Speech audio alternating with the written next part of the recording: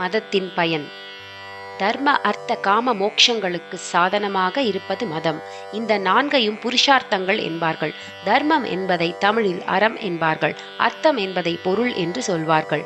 காமம் மோக்ஷம் என்பவைகளை முறையே இன்பம் வீடு என்பார்கள். புருஷார்த்தம் என்பதில் அர்த்தம் என்னும் வார்த்தை இருக்கிறது.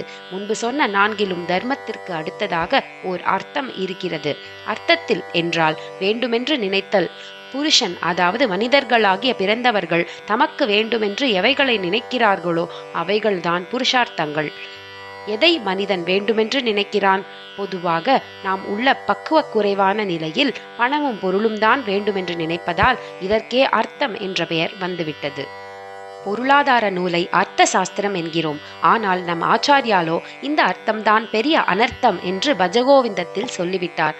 ஏனென்றால் ரொம்பவும் தற்காலிகமான நிறைவை, அல்பாயுசான சந்தோஷத்தை மட்டுமே இந்த பொருளானது நமக்கு கொடுத்து சாஸ்வத நிறைவான மோட்சத்தை பறித்து விடுகிறது என்பதால் அப்படி சொன்னார். உண்மையில் எப்போதும் குறைவில்லாமல் சந்தோஷமாக இருக்க வேண்டும் என்றுதான் மனிதன் நினைக்கிறான். சந்தோஷம் என்பது இரண்டு விதம். கொஞ்ச நாழிகை இருப்பது ஒரு விதம், எப்பொழுதும் குறையாமல் இருப்பது மற்றொரு வகை. கொஞ்ச நாழிகை சந்தோஷம் உண்டாக்குவதுதான் இன்பம் அல்லது காமம். காமம் என்பது எல்லாவித உலக ஆசைகளையும் குறிக்கும். இப்படி கொஞ்ச காலம் இருந்துவிட்டு போய்விடாமல் ஒரு முறை வந்துவிட்டால் எந்த காலத்திலும் போகாமல் நிலைத்திருக்கிற பேரின்பமே மோட்சம், வீடு. அந்த பேரின்பத்தின் பெருமை தெரியாததால் தான் காமம் என்ற சிற்றின்பம் வேண்டுமென்று மனிதர்கள் நினைக்கிறார்கள். ஆகவே நாம் உண்மையில் வேண்டுமென்று நினைக்க வேண்டியது நான்காவதாகிய வீடு. இப்பொழுது நடைமுறையில் வேண்டும் என்பதா மூன்றாவதாகிய இன்பம். நாம் விருந்து சாப்பிடுவதானால் ஆனந்தம் உண்டாகிறது, அது ஓர் இன்பம். ஹைகோர்ட் ஜட்ஜாக இருந்தால் அதுவும் ஒரு வகை இன்பம். நமக்கு நல்வரவு பத்திரம், வெல்கம் அட்ரஸ் வாசித்துக் கொடுத்தால் ஓர் ஆனந்தம், அதுவும் இன்பம்தான். இந்த இன்பங்கள் சாஸ்வதம் அல்ல. இந்த சில்லறை இன்பத்தை எதனால் சம்பாதிக்கிறோமோ அது பொருள். அது தானியமாக இருக்கலாம், பணமாக இருக்கலாம், வீடாக இருக்கலாம், மனிதர்களாக இருக்கலாம். பொருளே இன்பத்துக்கு சாதனம். இந்த இன்பத்தை சிறிது பொழுதில் அனுபவித்து தீர்த்து விடுகிறோம். மறுபடி இன்பம் வேண்டும் என்ற தவிப்பு தொடங்குகிறது. இதற்கு மேல் ஒன்று வேண்டும் என்று தோன்ற செய்யாத நிலைத்த பேரின்பமே மோட்சம். அதுதான் வீடு. நாம் ஊரெல்லாம் சுற்றுகிறோம், அலைந்து கஷ்டப்படுகிறோம். நாம் வந்து அடைய வேண்டியது சொந்த வீடு. ஜெயிலில் ஒருவன் இருக்கிறான். அதிலிருந்து அவன் வெளியே வந்தால் வீட்டுக்கு போகிறான். வீடு என்பதற்கே விடுதலை என்று அர்த்தம். இப்பொழுது மாம்சமாகிய ஜெயிலுக்குள் இருக்கிறோம். இந்த உடம்பேதான் நாம் என்று எண்ணி இருக்கிறோம். அது சரியில்லை. உடம்பு நமக்கு ஜெயில். நம் நிஜமான வீடு ஆனந்தமான மோட்சம்தான். நாம் ஜெயிலை விட்டு சொந்த இடத்தில் இருக்க வேண்டும். பாபகர்மா என்ற குற்றத்துக்கு தண்டனையாக நம்மை உடம்பு ஜெயிலில் போட்டுவிட்டார் சுவாமி. புண்ணிய கர்மா செய்தால் அவர் சிக்ஷ காலத்தை குறைத்து கண்டோன் பண்ணி வெளியே அனுப்பிவிடுவார். ஜெயிலில் இருந்து கொண்டு புது பாவத்தை பண்ண தண்டனை காலத்தை நாம் ஜாஸ்தியாக்கி கொள்ளக்கூடாது. விடுதலையாகி சுவாமிக்குள் போய் இருக்கிற நம் நிஜ வீட்டை அடைய முயல வேண்டும். அந்த வீடுதான் எல்லையற்ற இன்பம். உலகிலே காலம், தேசம், வஸ்து இந்த மூன்றிலும் குறையாமல் நிறைந்து இருக்கும் பேரின்பம். புருஷார்த்தங்களில் முதலாவதாக தர்மம் என்பதை பற்றி கடைசியில் சொல்கிறேன். எந்த காரியம் செய்தால் நல்லதோ அது தர்மம். தமிழில் அறம் செய்ய விரும்பு என்று முதலில் சொன்னார்கள். நல்லதாக செய்வதெல்லாமே தர்மம் என்றாலும் பொதுவிலே தர்மம் என்று ஈகைக்கே வார்த்தையாக இருக்கிறது. தர்மம் போடப்பா தர்மத்தாயே என்றுதான் பிச்சைக்காரர்கள் யாசிக்கிறார்கள். தான தர்மம் என்று சேர்த்தே சொல்கிறோம். தமிழிலும் தான சாசனங்களை அறக்கட்டளை என்றே சொல்கிறார்கள். இப்படி பார்த்தால் நம் பொருளை, அர்த்தத்தை இன்னொருத்தருக்கு கொடுப்பது தர்மம்.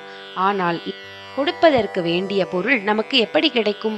முன் ஜென்மத்தில் நாம் அர்த்தத்தை, பொருளை மற்றவருக்கு கொடுத்து தர்மம் செய்திருந்தால்தான் அது மறு ஜென்மத்தில் குட்டி போட்டு கொண்டு நமக்கு கிடைக்கும். தர்மத்தினுடைய பிரயோஜனமே பொருள். இன்பத்துக்கு பொருள் சாதனமாக இருப்பது போல் பொருளுக்கு தர்மம் சாதகமாக இருக்கிறது. ஈகை மட்டுமல்ல, எந்த விதமான தர்மம் செய்தாலும், அதாவது பிறருக்கு என்ன நல்லது செய்தாலும் பலனாக பொருள் கிடைக்கும். நாம் செய்யும் தர்மத்தை இதனால் எனக்கு பொருள் வேண்டாம், ஈஸ்வரன் நினைத்ததை கொடுக்கட்டும் என்று பலனை எதிர்பாராமல் அர்ப்பணம் பண்ணிவிட்டால் அப்போது நம்மிடத்தில் உள்ள அழுக்கு போய் பேரின்பம் கிடைக்கும். பொருளை தரும் தர்மமே அப்பொழுது பரம்பொருளை தரும் வீட்டிற்கு சாதனமாகிவிடும். இப்படி தர்மமானது பொருளுக்கு சாதனமாகவும் அதன் மூலம் இன்பத்துக்கு சாதனமாகவும் பற்றின்றி நிஷ்காமியமாக செய்யப்பட்டால் வீட்டுக்கு சாதனமாகவும் ஆகிறது. தர்மம் செய்தால் பிரத்தியாக பொருள் கிடைக்கிறது. அந்த பொருளை கொண்டே மறுபடியும் தர்மம் செய்யலாம். இப்போது அர்த்தமே தர்மம் செய்ய சாதனமாக இருக்கிறது. இன்பம் ஒன்றுதான் தன்னாலும் நிறைவுபடுவதில்லை, பிறவற்றுக்கும் சாதனமாக இருப்பதில்லை. கொதிக்கிற மணலில் விட்ட ஜலம் உடனே சுவரிப்போவது போல் இன்பம் என்பது தன்னாலும் நிறைவின்றி வேறெதற்கும் சாதனமாக இன்றி தர்ம சிந்தனை பொருள் மோட்சம் எல்லாவற்றையும் நாசம் பண்ணிவிட்டு தானும் நசித்து போகிறது. ஆனாலும் இந்த இன்பத்தை இப்போதே விட்டு விடுவோம் என்றால் முடியமாட்டேன் என்கிறது. அதை அடியோடு விடாமல் கொஞ்சம் கொஞ்சமாக கட்டுப்படுத்தி தரவும் பிறகு படிப்படியாக இந்த சிற்றின்பத்திலிருந்து பேரின்பத்திற்கு அழைத்து செல்லவுமே மதம் என்பது ஏற்பட்டிருக்கிறது. முதலில் இதுதான் அறம் என்று சொல்லி அதை செய்வதற்காகவே எப்படி பொருள் ஈட்ட வேண்டுமோ அந்த நியாயமான முறையை சொல்லி அதனால் இன்னின்ன இன்பங்களை பூர்த்தி செய்து கொள்ளலாம் என்று பக்குவம் வருகிற வரையில் கிரமப்படுத்தி கொடுத்து அப்புறம் இந்த சின்ன இன்பங்களை எல்லாம் தொலைத்து நிரந்தர இன்பமான வீடு என்கிற மோட்சத்தை காட்டுவதே மதம். பந்தத்திலிருந்து விடுதலை பெற்று ஆத்மா பூரண சுதந்திரத்துடன் எந்நாளும் ஆனந்தமாக இருக்கிற நிலையே மோட்சம். இதை நமக்கு கிட்ட செய்வதற்கே மதம் என்று ஏற்பட்டிருக்கிறது. மனுஷர்கள் இப்போது சாஸ்வதமான சுகத்தை பெறவில்லை என்று நிச்சயமாக தெரிகிறது. இவர்களை அப்படிப்பட்ட சுகத்தில் சேர்க்கவே எல்லா மதங்களும் தோன்றியிருக்கின்றன. இந்த சாஸ்வத சௌக்கிய நிலைக்குத்தான் மோட்சம் என்று பெயர். இந்திரியங்களால் பெறும் அர்த்த சௌக்கியத்தை தேடி போகிறதை தொலைத்தால்தான் சாஸ்வத சௌக்கியம் கிடைக்கும். இம்மாதிரி இந்திரிய சுகத்தை தொலைக்கவும் சாஸ்வத சௌக்கியம் கிடைக்கிற வரைக்கும் அதற்கு அனுகூலமாக சமூக வாழ்க்கையை அமைத்துக் கொள்வதற்குமே தர்ம நியதிகள் எல்லாம் வேண்டியிருக்கின்றன. மோட்சத்தை லட்சியமாக கொண்ட மதமே இந்த தர்மங்களையும் ஏற்படுத்தி தர வேண்டியதாகிறது. இதனால்தான் தர்மம் என்றாலே அதற்கு மதம் என்றுதான் பெரியோர்கள் பொருள் கொண்டார்கள். ஏதோ ஒரு மாயா சக்தியால் இப்படி மனுஷர்களாய் இருக்கிற நாம் பொருளையும் சிற்றின்பங்களையுமே வேண்டுமென்று நினைக்கிறோம். எதை வேண்டுமென்று நினைக்கிறோமோ அதுதான் அர்த்தம். வாஸ்தவத்தில் நம் நிறைவான நல்லதற்கு பொருளும் காமமும் வேண்டாதவை என்றாலும் மனுஷ ஸ்வபாவத்துக்கு ஹியூமன் நேச்சருக்கு விட்டு கொடுத்து இவற்றையும் நம் பெரியவர்கள் புருஷார்த்தங்களில் சேர்த்தார்கள்.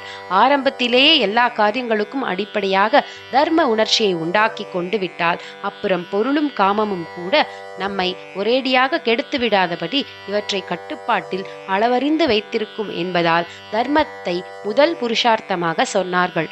பொருளையும் காமத்தையும் நாம் அர்த்திப்பது, அதாவது வேண்டுமென்று நினைப்பது போலவே தர்மத்தையும் அர்த்திக்க வேண்டும்.